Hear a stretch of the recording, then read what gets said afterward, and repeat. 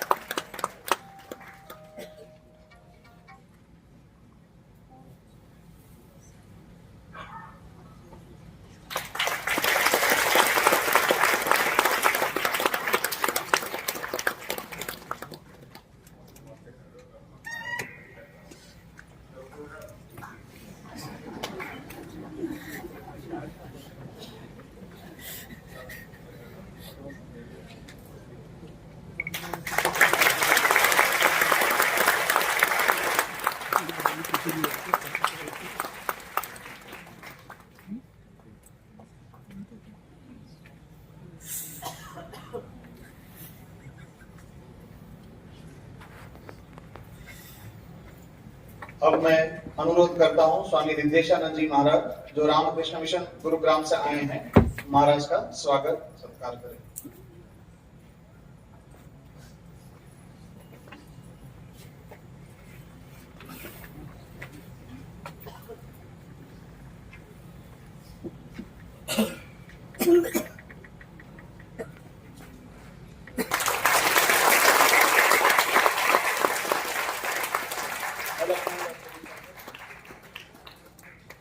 Alaknanda study circle के सदस्य इनके पास आए।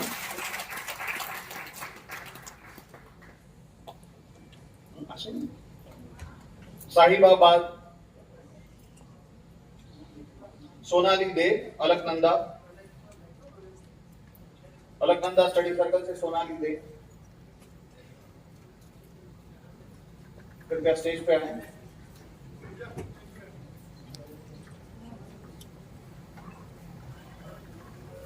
सोनाली दे। इसके बाद श्री एचपी घोषाल साहिबाबाद से प्रस्तुत रहे।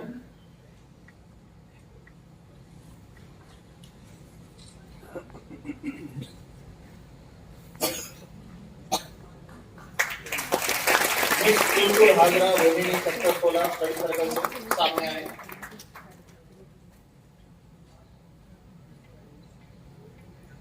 महाश्वेता चक्रवर्ती महावीर एनक्लेव।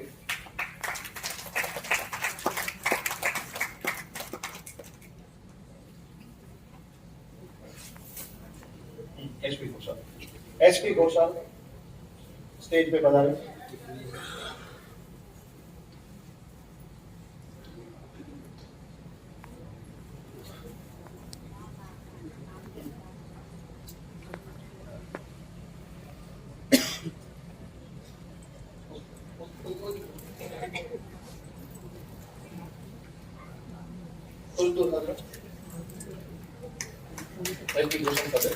कुलतुल हागरा रोहिणी सेक्टर 16।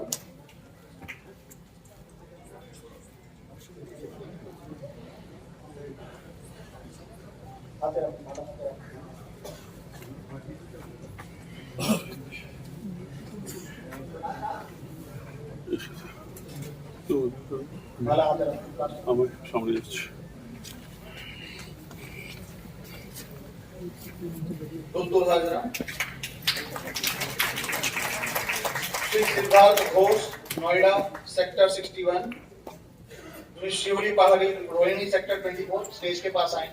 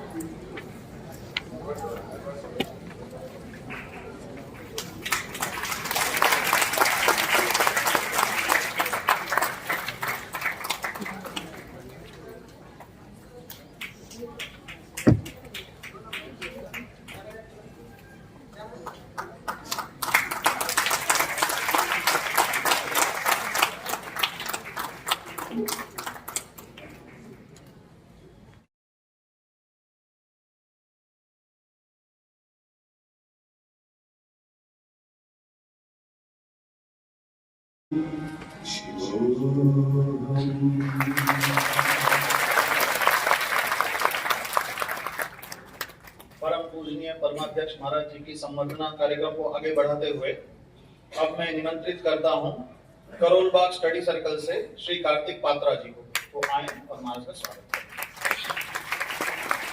श्री रतन सरकार वैशाली से स्टेज के पास आए। सपना चटर्जी CR पार्क स्टेज के पास उपस्थित हो।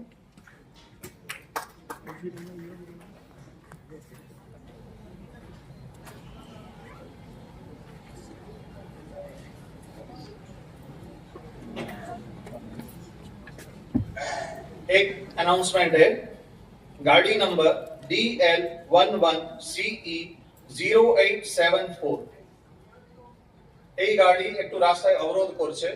This car is creating blockage on the road। जिसकी भी गाड़ी है उससे अनुरोध है वो हटा ले। रतन सरकार वैशाली कथामृत स्टडी सर्कल से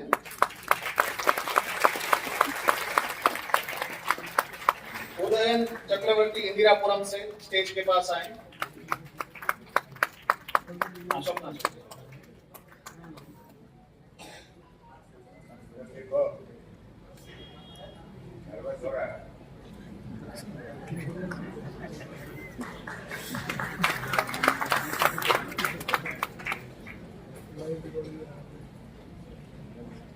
CR पार्क से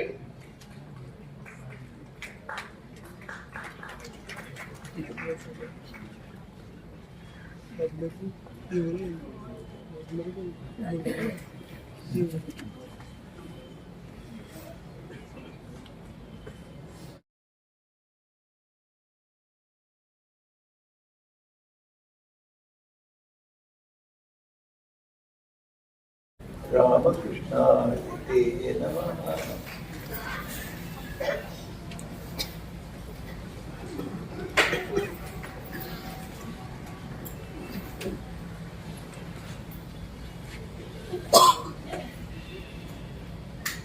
जननीं शारदां देवीं रामकृष्णं जगद्गुरुं पादपद्मे तयोः श्रित्वा प्रणमामि गुरुः। नमस्ते यतिराजाय विवेकानन्दसूरये सच्चित्सुखस्वरूपाय स्वामिने तापहारिणे। मेरे प्रिय सर्वलोकानंद जी, अन्य अन्य साधु वृंद, मेरे परम प्रिय भक्त वृंद, मुझे आज बहुत ही आनंद हो रहा है। इतने भगत लोग इस सभागार में एक साथ मिलित हुए हैं। इससे बड़ा सत्संग इस हाल में भी कभी नहीं देखा।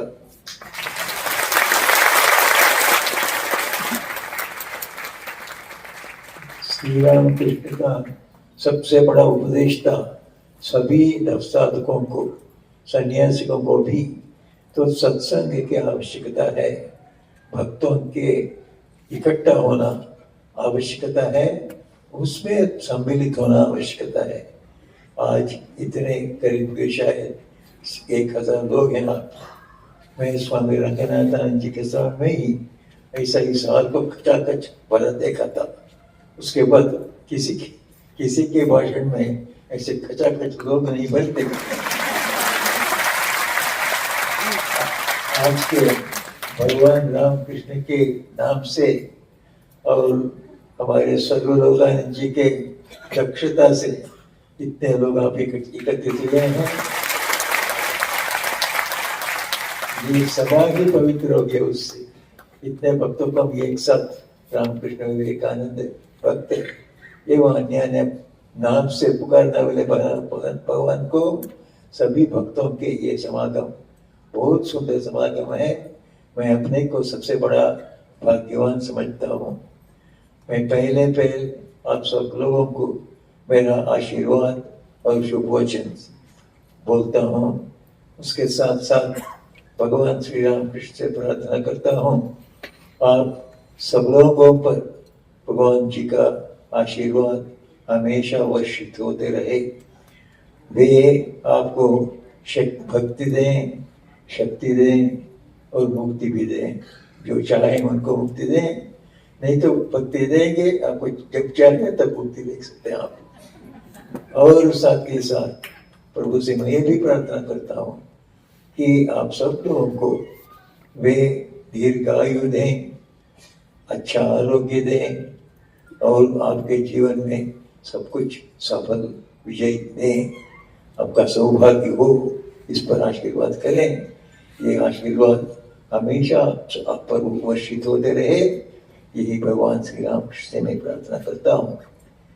और मुझे इतना आनंद होता है कि जिस ये केंद्र में मैं 1956 में एक ब्रह्मचारी होकर सब प्रवेश किया था, आज को कई बार यहाँ आश्रम आया हुआ हूँ।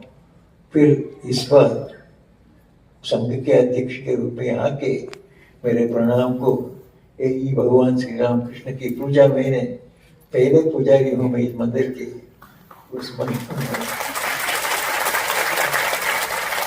2.5 साल मैंने प्रभु की पूजा करी।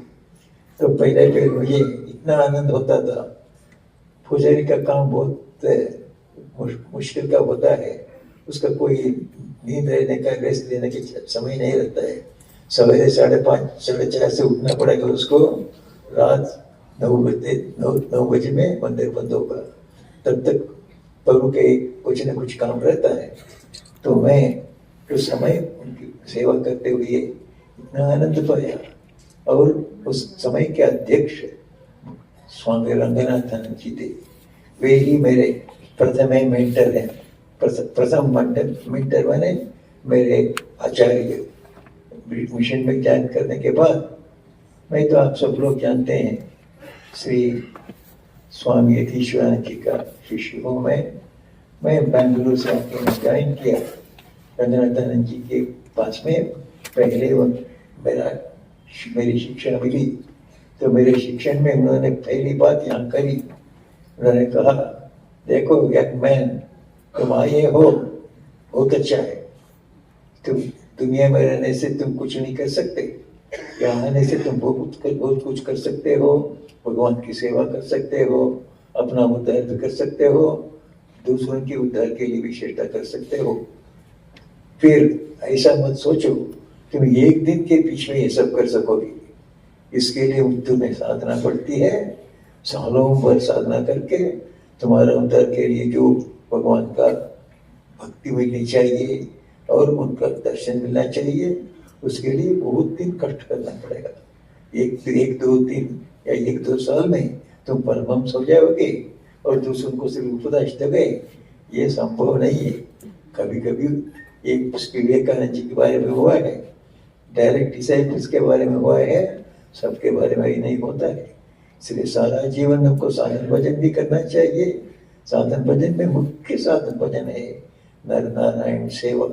मनुष्य के अंदर भगवान को देखते हुए शिव ज्ञानी जीव सेवा, हर एक के अंदर भगवान है ऐसा सोचकर मनुष्य की सेवा करनी चाहिए एक तरफ।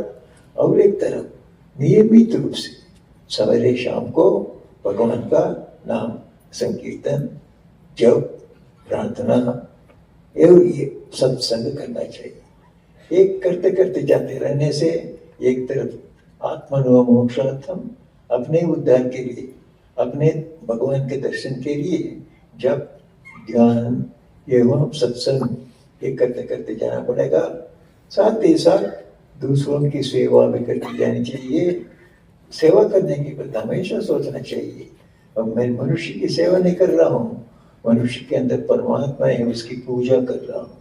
तो सेवा पूजा एक ही है। फिर हमारे दृष्टिकोण को हमें बदलाना पड़ेगा। अब सिर्फ सेवा समझते सोशल वर्क हो जाता है। फिर हम भगवान की पूजा कर रहे हैं सोचने से वो आध्यात्मिक साधना हो जाएगी। सो स्वामी रंगनाथ जी ने पहले कुछ दिनों के बीच में मुझे उपदेश दिया। जब उन्होंने कहा तो ऐसे कुछ ही दिनों में या कुछ ही महीनों में नहीं होगा, तुमको सारा जीवन जूझना पड़ेगा, मुझे आनंद नहीं होगा। अरे तो श्री रामकृष्ण देव ने कहा 3 दिन रोने से भगवान मिल जाते हैं, ये हमारा तो ऐसा कहते हैं क्या? उस दिन नहीं समझा, अब 97 साल में मैं हूँ, अब बिल्कुल पूरा समझा है। उनका एक एक अक्षर सत्य है। हमको सारा जीवन आध्यात्मिक जीवन यापन करना चाहिए। भगवान का दर्शन होता है उनकी इच्छा से, उनकी इच्छा से, हमारे साधना से नहीं होता है। इसलिए उनकी इच्छा को उसको छोड़ के भगवान दर्शन मिले ना मिले, भक्ति मिलेगा ही। श्री रामकृष्ण बार बार बोलते थे, 2 हमारे जीवन का उद्देश्य रखो आध्यात्मिक जीवन में। एक है भगवान का दर्शन होना चाहिए, उसके लिए हम जप करेंगे, ध्यान करेंगे, सत्संग करेंगे, अन्य अन्य पुण्य कर्म करेंगे।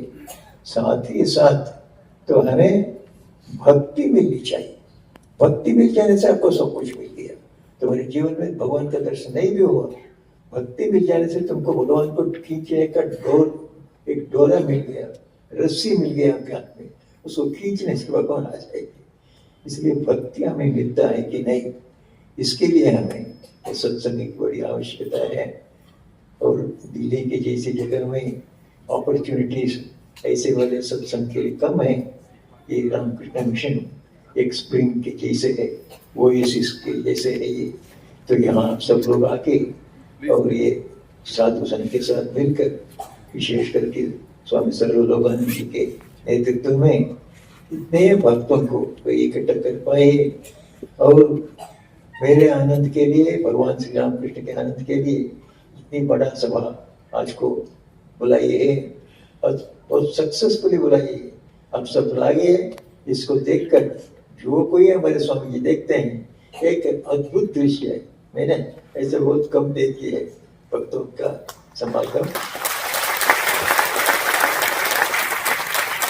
खास करके आज को तो वर्किंग डे है, आप सब लोगों का वर्किंग डे होते हुए भी इतने लोग आए हैं।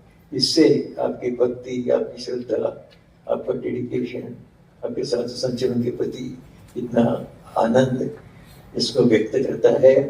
मैं इसलिए बहुत आनंदित हूँ, अपने को पुण्यवान समझता हूँ ऐसे सत्संग में मिलित हो पाया। भगवान श्री रामकृष्ण का आशीर्वाद अब सब लोगों पर हमेशा वर्षित होते रहे। उनका एक आशीर्वाद से आप सब कुछ आपको मिल जाएगा। आपको इस दुनिया के जो कुछ भी वैदिक विधि पूर्वक ऐसा आनंद मिलना चाहिए वो सब आपको मिल जाएगा। इसी को हम कहते हैं अभ्युदय कहते हैं।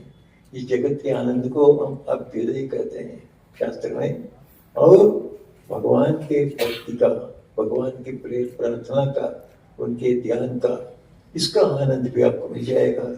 इसको हम कहते हैं निश्रेयस करते हैं, आध्यात्मिक आनंद। और लौकिक आनंद, आध्यात्मिक आनंद, अभ्युदय एवं निश्रेयस दोनों आपको मिल जाएगा भगवान श्री रामकृष्ण के उपदेशों से। आप इतने लोग कथामृत का पाठ कर रहे हैं, कथामृत सर्कल में भाग ले रहे हैं, इससे आपको सबसे बड़ा लाभ हो रहा है। सिर्फ आपको डटे रहना पड़ेगा, पकड़े रहना पड़ेगा। आपका दूसरा काम कितना भी हो, सवेरे कुछ मिनट या आधा घंटा 45 मिनट, शाम को आधा घंटा 45 मिनट भगवान श्री राम कृष्ण का, अन्य अन्य देवताओं का नाम बुलाइए, जप करिए, प्रार्थना करिए, साथ ही साथ चलना। दुनिया का कर्तव्य भी करते जाइए, साथ ही साथ भगवान श्री राम कृष्ण कहते हैं तुम सब कर्तव्य करते जाओ। गृहस्थ का तो कर्तव्य होता है, सबका ही कर्तव्य होता है। गृहस्थ का भी होता है, ब्रह्मचारी का भी होता है, वानप्रस्थ का भी होता है, सन्यासी का भी होता है। अपने अपने कर्म को करते जाओ एक तरफ, साथ ही साथ भगवान को मत भूलो। इसलिए सवेरे शाम को 15 मिनट, आधा घंटा, 45 मिनट निकाल के रख के उनका नाम और प्रार्थना करो। देखोगे तुमको अभ्युदय भी मिल जाएगा, निश्रेयस भी मिल जाएगा। जो धर्म इस दोनों का देता है उसी को ठीक ठीक धर्म कहते हैं। अब हृदय निश्चय साधको यस धर्म, जो धर्म होता है ठीक ठीक धर्म, उस धर्म और पालन करने से हमको आनंद यही इस दुनिया में भी मिलने पड़ेगा और आध्यात्मिक आनंद, भगवान की भक्ति, उनका दर्शन भी मिलना पड़ेगा। भगवान श्री राम कृष्ण ने वही धर्म दिया है, इसीलिए उनके धर्म को हम युग धर्म कहते हैं। इस युग में अपने कर्तव्य को जीव में शिव को देखकर पूजा करना, भगवान मनुष्य की सेवा में परमात्मा की पूजा है, ऐसा सोचकर उस दुनिया में सम कर्तव्य को करना, ये सबसे बड़ा प्रशस्त रास्ता भगवान श्री राम कृष्ण स्वामी विवेकानंद जी के द्वारा खोल दिया है। तो आप जो कुछ काम करते हैं भगवान की सेवा कर रहे हैं ऐसा सोचिए। मनुष्य को लेके तो हमारा सब काम, मनुष्य के अंदर तो परमात्मा ही है। अब जो कुछ काम करते हैं सब भगवान की ही सेवा हो रही है, फिर आपको जागृत होना चाहिए इस सत्य के बारे में। मैं अपने बच्चे को माताएं यहाँ हैं तो बच्चों को पिलाते हैं, खिलाते हैं, खिलाते हैं। उस समय सोचे मैं बाल गोपाल को कुछ खिला रहा हूँ, उसको खिला रहा हूँ। बड़े लोग तो अस्पताल में जाते हैं, ऑफिस में जाते हैं, सब लोगों की सेवा कर रहे हैं। तो तब सोचिए मैं ये एक फाइल पास कर रहा हूँ, इसके जरिए 1000 लोगों को कुछ ग्रांट मिलेगा, तो ये भगवान की सेवा हो रही है। सोचिए वो आध्यात्मिक साधना। तो श्री राम कृष्ण देव ने यही रास्ता बताया। अपने सब कर्मों को ऐसा सोचो कि तुम भगवान की सेवा कर रहे हो, भगवान ही तुम लोगों से करा रहे हैं, इसको सोचो। प्रभु हर एक बार काम करिए और वो काम करने के समाप्त करके मन ही मन सोचिए प्रभु तुमने शक्ति दी इसलिए मैं इसको कर पाया, ऐसा सोचिए। हर एक काम छोटा हो बड़ा हो, आप पढ़ाई लिखाई करें, पढ़ाई लिखाई करने के बाद कहा प्रभु तुम्हारी शक्ति दी इसलिए मैं पढ़ाई लिखाई कर सकता। इसी तरह दूसरे काम जो काम करेंगे आखिर में भगवान को समर्पित कर दीजिए। इससे क्या होगा, आपका अहंकार नहीं बढ़ेगा, प्रभु के प्रति शक्ति भक्ति बढ़ेगी। यही होना चाहिए। श्री राम कृष्ण ने बार बार गृहस्थों को कहा तुम अपने को करता मत समझो, तुम्हारे जरिए भगवान काम करा रहे हैं। आप सब लोग यहाँ आए हैं, अब ऐसा मत सोचिए कि आप आए, प्रभु ने हम लोगों को खींच के लाया। श्री राम कृष्ण देव तो यही बात से मैं समाप्त करता हूँ। श्री राम कृष्ण देव कोई मिरेकल नहीं दिखाया, जादूगरी नहीं दिखाई, फिर एक जादूगरी उनके साथ थी। वो थे सब जो कोई जाते उनके पास वो कहते अब आओ फिर आओ, ऐसा बोलते। फिर आओ बोल देने से एक दिन नहीं सारा जीवन आता रहेगा। आप आगे यहाँ आप मत सोचिए आप छूट जाएंगे, एक बार आप पकड़े गए सारा जीवन आपका आधा ही रहना पड़ेगा, यहाँ नहीं पड़ेगा।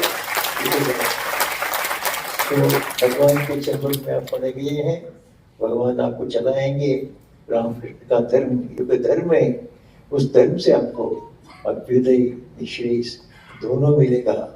ऐसा धर्म आपके पास है, आपके पास प्रभु भी हैं, प्रभु की कृपा भी आपके ऊपर है। हम सब बड़े भाग्यवान हैं, भगवान श्री राम कृष्ण के छत्र छाया में आए, उन्हीं की कृपा से, उनकी कृपा वर्षण से हम सब उनकी छत्र छाया में आए, जिससे हमारे बहुत आध्यात्मिक समस्याएं दूर होगी। हमें मालूम है जीवन में क्या करना चाहिए, तो ये जाने का उद्देश्य ठीक हो जाने से हमारा चलना ठीक हो जाता है। इसी तरह हम जीवन में हम भूल रास्ते में जा सकते हैं, फिर हम जानते हैं कहाँ जाना चाहिए। प्रभु ने कहा मनुष्य जीवन का उद्देश्य भगवान का लाभ जीव में शिव को सेकर जीव की सेवा करो, वही एक आध्यात्मिक साधना हो जाएगी। हमेशा सोचो प्रभु कराते हैं, तुम नहीं कर रहे हो, वही करता है, तुम करता नहीं हो, ये सोचते चलो। फिर सवेरे शाम को थोड़ा कुछ ध्यान भजन करो। इतना करने से आपको भक्ति मिलेगी, शक्ति मिलेगी, मुक्ति भी मिलेगी। सब भगवान श्री राम सब लोगों को प्रदान करें, यही प्रार्थना करते हुए मुझे आप सब लोगों से मिलके यह आध्यात्मिक आनंद मिला है, इसके लिए सबके प्रति मेरे आभारिता प्रकट करते हुए विशेष करके सर्वलोकानंद जी के प्रति मेरा कृतज्ञता प्रकट करते हुए इन शब्दों को समाप्त करता हूँ। ओम शांति।